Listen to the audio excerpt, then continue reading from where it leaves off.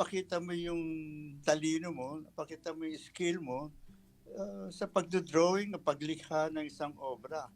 Hindi yung isang makina. Sir, kasi sa panahon ngayon, no, yung modernong teknolohiya, meron tayong tinatawag na artificial intelligence. So may mga gumagawa ng mga artwork na basically gawa talaga ng artificial intelligence o ng computer technically. Tapos kiniklaim nila na ito ay gawa nila ng kamay. Kami likha nila ng sarili. Pero ang katotohanan ito ay kumbaga mapanlin lang. Niloloko yung mga viewers o yung mga tao na sinasabing ito gawa ko, pinaghirapan ko, pero ang totoo ito ay computer generated. What's your take on this na nagiging unti-unti nagiging palasak na? Alam mo, Chris, sa akin sa sarili kong Apa.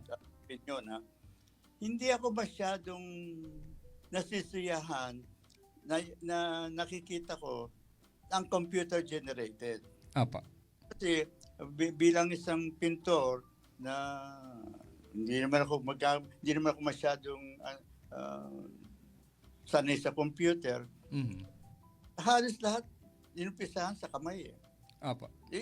Kumbaga sa pakita mo yung talino mo, pakita mo yung skill mo sa pagdodrawing o paglikha ng isang obra.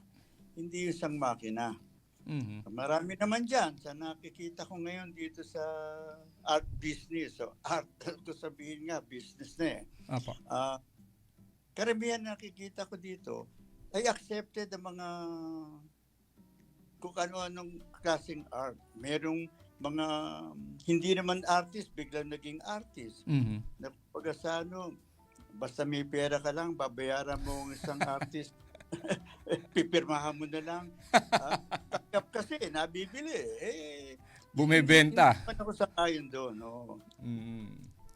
Hindi kasi sabihin, paghirapan mo, artist ka Kaya yes. Yung pagiging artist mo. Dilikha ka. Hindi yung iba. Business nila nga Well, basically, yung art is bunga ng creativity. So, creation. So, kung wala kang creation, di ba? Wala kang creativity.